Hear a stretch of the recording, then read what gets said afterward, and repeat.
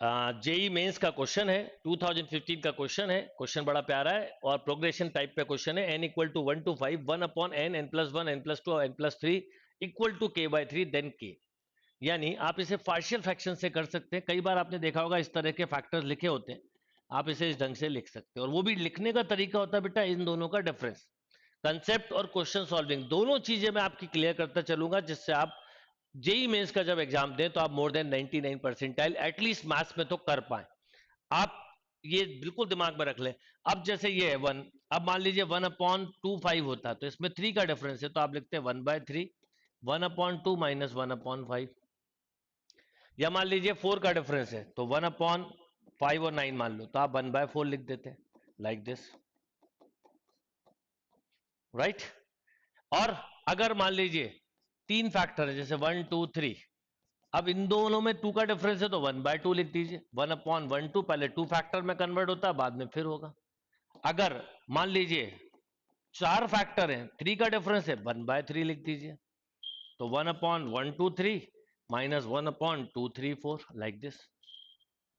Is that clear? तो अगर अब हम यहां ध्यान दें तो हमें 1 2 5 बोला है, तो अगर मैं इसको 1 रखूं तो 1 रखने पे मिलेगा 1 2 3 4 plus 1/2 3 4 5 and so on. Last में मिलेगा 1/5 6 7 8।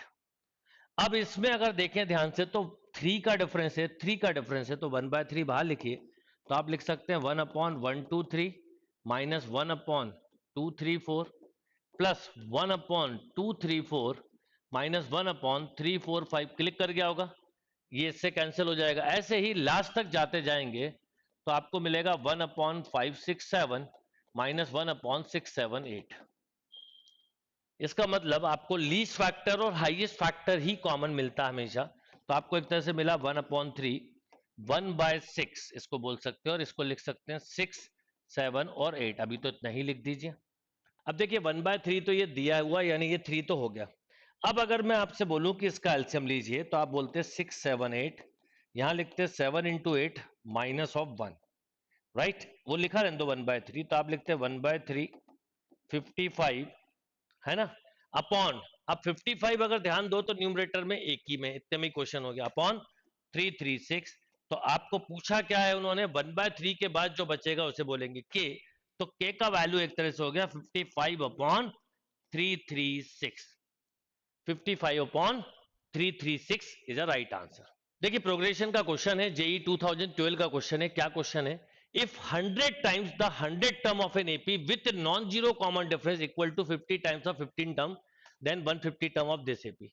यानी 100 times of 100 term is non zero AP is equal to 50 times of 50 term, then 150 term पूछा है। मतलब a प्लस 149d बताना है। वो इससे निकलेगा कैसे? 100 इक्वल टू, चाहो तो इसे कैंसिल कर दो, 2 टाइम, तो 2 times of a plus 99d equal to a plus 49d, right. तो 2a plus 198d equal to a plus 49d, यानी a plus 149d equal to 0। तो डायरेक्टली इसकी वैल्यू आ गई 0। तो योर आंसर इज 0। देखिए एक प्रोग्रेशन का क्वेश्चन है, जेई में आया हुआ क्वेश्चन है 23 का। The sum of the common term of the following 3 arithmetic progression 3 7 11 15 up to 399 359 197।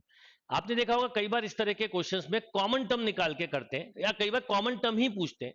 अब 3 सीरीज है यहां पर, तो 3 सीरीज में आपको बस एक चीज याद रखना है जो आप करते आ रहे होंगे, कि पहला जैसे अब 11 है पर 11 यहां नहीं है।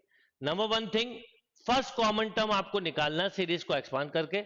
और सेकंड इंपॉर्टेंट थिंग, कि जैसे ही आप फर्स्ट कॉमन टर्म निकालेंगे फिर तीनों के अलग अलग, जैसे इसका कॉमन डिफरेंस है 4, इसका कॉमन डिफरेंस है 3, इसका कॉमन डिफरेंस है 5। तो इन तीनों के कॉमन डिफरेंस का अगर एलसीएम लूं तो 60, तो 60 से बढ़ाते चलिए। छोटी जो सीरीज है उस सीरीज पे रुकना है। अब देखो पहली सीरीज है 3 7 11 15 19 23 4 27 31 35 लाइक 39 43 47 51 एंड सो ऑन। अब 3 से इसको भी बढ़ाना है, पर ये 5 से ज्यादा तेजी में बढ़ेगी, तो इसको ले लो 2 7 12 17, 22, 27, 32, 37, ये पकड़ में 42, 47, 52, लाइक दिस। अब देखो पहला कॉमन टर्म अगर यहाँ देखें तो 47 मिला और कहीं नहीं मिला। अब इसमें देखते हैं ये आएगा कि नहीं, तो आगे बढ़ा लेंगे। तो 2 दिख भी रहा आंसर 300 के आसपास है, तो 2, 5, 8, 11, 14, 17, 20, 23, 26, 29, 32, 35, 38, राइट, 41, 44, 47, देखिए 47 ही मिल गया, एंड 50। तो इसका मतलब फर्स्ट कॉमन टर्म हुआ 47, फिर इसमें आप 60 ऐड कर दीजिए तो अगला कॉमन टर्म होगा 107, फिर 60 ऐड कर दीजिए तो अगला कॉमन टर्म होगा 167। तो बस अब आप इसको ऐड करेंगे तो यूनिट डिजिट मिलेगा 1, तो 321 इज अ राइट आंसर। यानी कितनी टेक्निक से, कितनी एक्यूरेसी से और कितने कंसेप्ट के साथ आप पढ़ाई करें, इस पर सारी चीजें डिपेंड करती है। देखिए क्या क्वेश्चन है, जीपी का एक क्वेश्चन है, 21 का जेई मेंस का क्वेश्चन है। If the sum of an infinite GP a r square a r cube is 15 and sum of the square of each term is 150, then the sum of ar square ar power 4 and so on। ठीक है, आपसे एक तरह से इस series का summation पूछा है और ये समेशंस आपको दिए हुए हैं। किसके, पहले तो जैसे इनफाइनाइट जीपी का समेशन का फॉर्मूला होता है ए अपॉन 1 माइनस आर, ये दिया है 15 equal to a upon 1 minus r, यानी a equal to 15 minus 15 r. फिर इनके स्क्वायर का सम वो दिया है 150 equal to a square upon 1 minus r square बोल सकते हो आप, या ऐसा भी बोल सकते हो आप a upon 1 minus r a upon 1 plus r.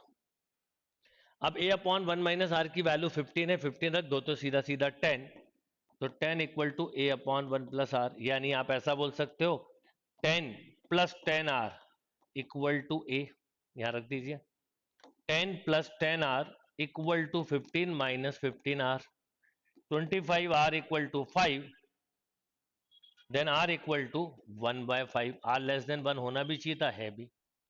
अब आपसे जिस सीरीज का समेशन पूछा है वो आप सीधा सीधा लिख सकते हो a r square upon 1 minus r square, right.